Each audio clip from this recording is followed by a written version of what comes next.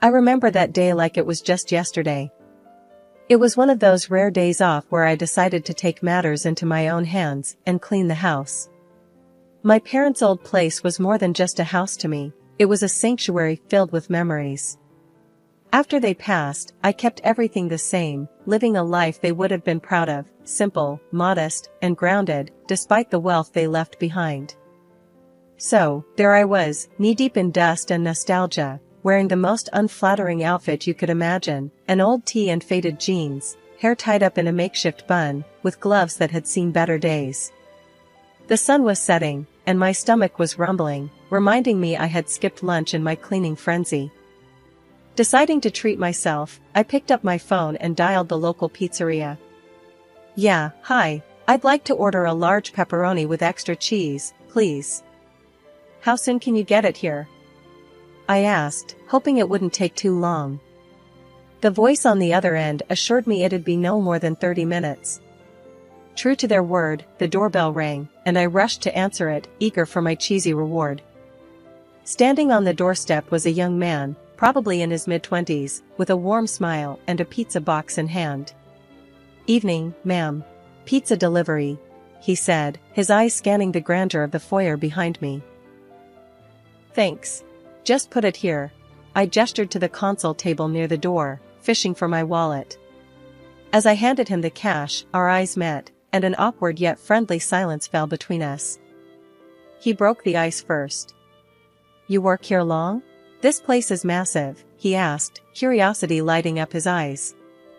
I couldn't help but smile at the assumption. "Something like that." I played along, not ready to reveal the whole truth. "Owners are quite the characters, you know?" "Yeah? They must be loaded to live in a place like this." "Must be nice, huh?" He chuckled, shifting the pizza box under his arm. "Suppose so," I replied, leaning against the doorframe. "They're not home much. Always traveling or caught up in work." He nodded, understandingly. "Sounds lonely. You get to hang around in all this luxury, though. Not a bad deal, eh?" I laughed, a genuine, hearty laugh. "Guess you could say that. Beats the hustle outside." We chatted for a few more minutes, him asking about the owners and me spinning tales that were half true. There was something about this guy, a sincerity mixed with curiosity, that made me want to keep talking. "Hey, if you're not busy, maybe you'd like to grab a coffee sometime? You know, when you're not working," he ventured, a hopeful look in his eyes. I hesitated, not because I didn't want to, but because I knew this little game of pretend couldn't last forever. "Sure, why not? Could use a friend around here," I found myself saying, surprising even me. "Great. I'm Alex, by the way." He extended his hand, which I shook, feeling the warmth of his grasp. "Emma," I introduced myself, deciding to stick to at least one truth tonight. After that first unexpected meeting with Alex, things started to pick up speed faster than I could have imagined. Our first coffee date turned into a series of meetups, each one more interesting than the last. It wasn't long before I found myself looking forward to our time together, enjoying the simplicity and authenticity of our conversations. It was a refreshing change from the usual circles I found myself in. One evening, as we were walking through the park after grabbing a bite from a food truck, Alex turned to me, his expression curious. "Emma, you ever think about what it's like, living a life without all this?" He gestured around, implying the modest surroundings compared to the grandeur of my home. I shrugged, keeping my response light. "Sometimes, I guess. But it's not the place that makes the life, you know? It's the people, the experiences." He nodded, looking thoughtful. "Yeah, I get that. Just seems like a different world from mine, is all." As days turned into weeks, our casual outings started to feel like something more. Alex was different, he didn't put on airs or try to impress with grand gestures. He was just himself, and that made me feel comfortable being me, or at least, the version of me I had presented to him. One night, we found ourselves at a local dive bar, the kind of place I'd never stepped foot in before meeting him. The atmosphere was lively, filled with the buzz of conversation and laughter. We squeezed into a booth, the dim lighting casting shadows over our table. "So, Emma," Alex started, a playful edge to his voice. "Ever think about ditching the fancy life and running away to a cabin in the woods? Just you, me, and nature?" I laughed, the idea so far from my reality, but oddly appealing. Run away to a cabin, huh? And leave all my responsibilities behind? Tempting, but I think I'd miss the chaos of my life. He leaned in, his gaze intense. "I'm serious. You ever just want to get away from it all? No expectations, no pressures?" I met his gaze, feeling a surge of honesty. "Yeah, I do. More often than you'd think. Sometimes I wonder what my life would have been like if things were different, simpler." Alex reached across the table, taking my hand in his. "Emma, whatever life you've got waiting for you out there, I want you to know I'm here for you. Doesn't matter if it's a mansion or a cabin in the woods. I like you for you." It had been a few months since Alex and I started seeing each other. Our relationship, built on a foundation of supposed simplicity and modest living, was about to face its first real test. I had danced around the truth of my identity for too long, and the weight of the lie was becoming unbearable. It was time to come clean, to reveal the world I actually came from. But how do you tell someone you've been lying to them about who you are since the day you met? I decided to invite Alex over for dinner at my place, well, the mansion that he thought belonged to my employers. It was the setting of our first encounter and, in my mind, the fitting place for my confession. As I prepared dinner, my thoughts raced. How would Alex react? Would he see me as a liar, or would he understand why I did it? The doorbell rang, snapping me out of my reverie. It was showtime. "Hey, Alex. Come on in," I greeted him, trying to sound as normal as possible. "Wow, your bosses must really trust you to have you host dinner in their mansion," Alex joked as he stepped inside, looking around. I chuckled nervously. "Yeah, about that. Why don't we sit down? Dinner's almost ready." We made small talk as we settled at the dining table, the elaborate spread in front of us a stark contrast to our usual low-key dates. Alex seemed to sense something was off, his usual cheerful demeanor replaced with a look of concern. "Emma, what's going on? You've been acting weird all evening," Alex finally said, setting down his fork. Taking a deep breath, I decided it was now or never. "Alex, there's something I need to tell you. Something important." He leaned in, attentive. "Okay, shoot." "The truth is," I began, my heart pounding. "This house, it's mine. And not just the house. The business I told you I work at? It's actually my company. I inherited it from my parents." For a moment, there was silence. Alex's expression was unreadable, a mixture of surprise, confusion, and something else I couldn't quite place. "You mean, you're rich?" he finally said, his voice a mix of disbelief and curiosity. "Yeah, I am. And I'm so sorry I didn't tell you sooner. I wanted to keep things simple. I wanted someone to like me for me, not my money," I explained, bracing myself for his reaction. Alex sat back, processing the news. "Wow, that's a lot to take in. So, every time we talked about your bosses, you were actually talking about yourself?" I nodded, feeling a lump form in my throat. "Yes. And I understand if you're mad or if you want to leave. I just couldn't keep lying to you." There was a long pause, during which I could almost hear my heart beating. Then, Alex reached across the table, taking my hand in his. "Emma, I won't lie and say I'm not shocked. But I'm not mad. I get why you did it. This world is full of people who would kill to be in your shoes, not for the responsibility, but for the perks. You wanted to avoid that, to find something real. I respect that," he said, his gaze sincere. I felt a wave of relief wash over me, mixed with a twinge of guilt for ever doubting him. "Really?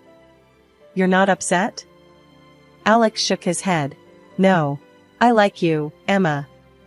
Not your money, not your mansion. You.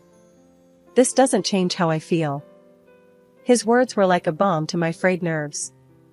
The fear of rejection, of judgment, melted away, leaving a sense of hope and newfound trust between us. Thank you, Alex.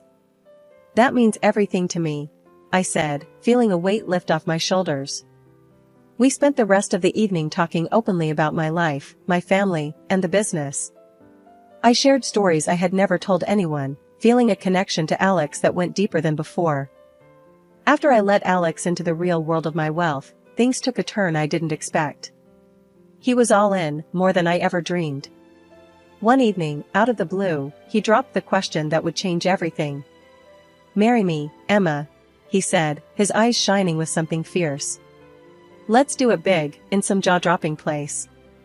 Then jet off somewhere, just you and me." The idea set my heart racing. A family with Alex, something real and mine, was all I ever wanted.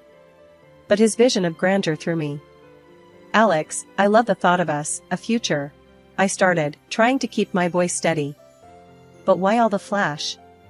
Can't we discover each other without splashing out?" He didn't take it well. The look on his face was like I slapped him. "What, my idea's not good enough?" he shot back, a sharp edge in his voice. "No, it's not that," I hurried to explain. "It's just, I thought, maybe we could keep it simple, focus on us." He scoffed, shaking his head. "Simple. Right. You're probably just too embarrassed to waste your cash on someone like me." That stung. "Alex, stop. It's not about the money. I thought you knew that." He didn't say anything for a moment, just stared at me like he was seeing me for the first time. Then, without another word, he walked out. He ghosted me for days after that, leaving me to stew in worry and doubt.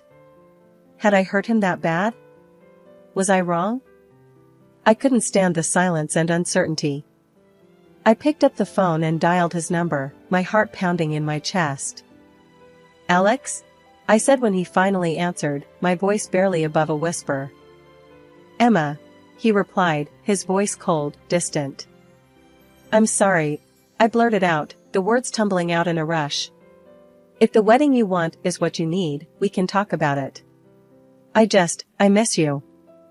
There was a pause, long enough for my heart to sink. Then, slowly, he spoke. "I miss you too. Maybe I pushed too hard. It's just, being with you, it's all so new to me." I got carried away. Relief washed over me, warm and soothing. "It's okay, Alex. We're in this together, right? Let's figure it out, find a middle ground." "Yeah," he said, a hint of the old warmth returning to his voice. "Together."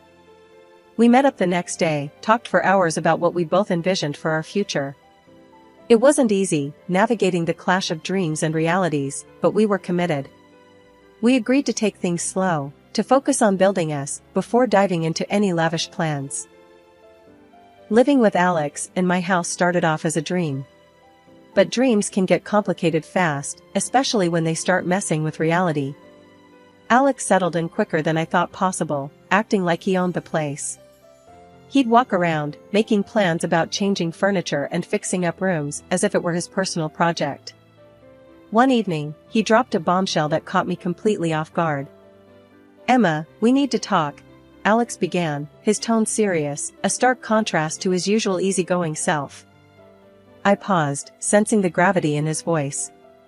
"Okay, what's up?" I asked, trying to keep my voice light. He took a deep breath, then let it out, slowly. "I've been thinking, about us, about how people see us. I know what it looks like, me moving into your place, all this." He gestured around, encompassing the luxury of the house in one sweeping motion. I frowned, not liking where this was heading. "What about it?" I asked, a defensive edge creeping into my voice. "It's just, I don't want anyone thinking I'm with you for the money, for the house. It makes me feel like a total jerk," he admitted, looking down at his hands. I softened, understanding his concern, but unsure of the solution. "Alex, you know that's not true. Why does it matter what anyone else thinks?" Because it does, Emma. To me, it does. He shot back, frustration lacing his words. I need to know that you trust me, really trust me. And I do, Alex. But what are you getting at? I pressed, a sense of unease growing in my stomach. He looked up, his eyes meeting mine with a resolve I hadn't seen before. I want us to sign a prenup. I'll give up any claim to your property, your money. I don't want a penny if things don't work out. The suggestion took me aback. A prenup? I echoed, the idea swirling in my head. Yeah, a prenup. But there's more, he continued, hesitating before plunging ahead. I think you should give me half of the house. Before the wedding. So I can feel like it's really our home, not just me living in your shadow. The request hit me like a ton of bricks. Give you half of the house?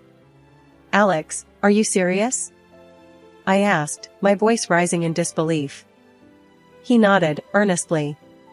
Yes, I'm serious. It's the only way I'll feel like I'm not just some charity case you're taking care of. I need to feel like an equal in this relationship. The conversation spiraled from there, his words echoing in my head long after we'd stopped talking. The idea of giving Alex the house, of proving my trust in such a tangible, irreversible way, felt daunting. Yet, his plea tugged at my heartstrings. He was convincing, passionate even, about making this work, about us being equals. In a moment of emotional turmoil, I agreed. Okay, Alex. If it means that much to you, we'll do it your way, I said, the words tasting like ash in my mouth. Walking out of Mr. Thompson's office, I was still in a daze from what we'd just done. The paperwork, the formalities, it all felt surreal. But the cold slap of reality came faster than I could have imagined. So, Emma, Alex started, his tone light but with an edge that immediately put me on alert. Now that we're partners in this, how about we talk terms? I blinked, confused. Terms? What do you mean? He stopped walking, turning to face me with a smirk that didn't reach his eyes. Well, you see, I've been thinking. This place, our home, it's worth a pretty penny, right? About $7 million, if I'm not mistaken. I felt a chill run down my spine. Yeah, so? I asked, trying to keep my voice steady. So, I figure my half is worth about $3.5 million. And I think it's only fair if you buy me out, he said, the words casual, as if he were discussing the weather. My heart stopped. Buy you out? Alex, what are you talking about? This was supposed to be our home, not an investment. He laughed, a sound that made my stomach turn. Our home? Please, Emma, don't be so naive. I saw an opportunity, and I took it. You can't blame me for playing it smart. I could feel the tears welling up, betrayal mixing with disbelief. But, you said you loved me. That this was about us starting a life together. Love? He scoffed, shaking his head. This was about securing my future, and thanks to you, it's looking pretty bright. I was reeling, each word a blow to my heart. How could you do this to me? Alex waved the property documents in front of my face, his smile cruel. Because, Emma, you made it so easy. I mean, who signs over half their house to someone without a second thought? You really are a fool. The words cut deeper than any knife. I stood there, frozen, as he continued to mock me, laughter echoing off the walls of the world we had built together, a world that was crumbling around me. You'll regret this, I finally managed to say, my voice a whisper. He stopped laughing, his gaze cold and calculating. I doubt it. But hey, if you want to keep living in your precious house, you know what it'll cost you. With that, he walked away, leaving me alone with the ruins of my trust and love. In that moment, I knew I had made a monumental mistake, one that would change the course of my life forever. But as the initial shock faded, replaced by a burning anger and determination, I vowed to fight back. Alex may have thought he won, but this was far from over. Walking back into Mr. Thompson's office felt like stepping into a safe haven after being out in a storm. The look on his face told me he'd been expecting this mess from the get-go. "Mr. Thompson, I've messed up big time," I blurted out, barely able to keep my composure. He gestured for me to sit, his demeanor calm and collected. "Tell me everything, Emma." And so, I did. Every sordid detail spilled out, my voice shaky but determined. When I finished, Mr. Thompson didn't seem surprised. Instead, he looked thoughtful, almost as if he'd anticipated this all along. "Emma, there's something you should know about your father's will," he began, his tone serious. "He made it clear that the house would be yours, fully and completely, but only after you're married. Since that hasn't happened, legally, the transaction you made with Alex holds no water." I sat there, stunned, as his words sunk in. "So, you're saying, the house is still mine? Alex has no claim to it?" "Exactly," Mr. Thompson confirmed, a slight smile on his face. "Your father was a wise man. He protected you, even from beyond."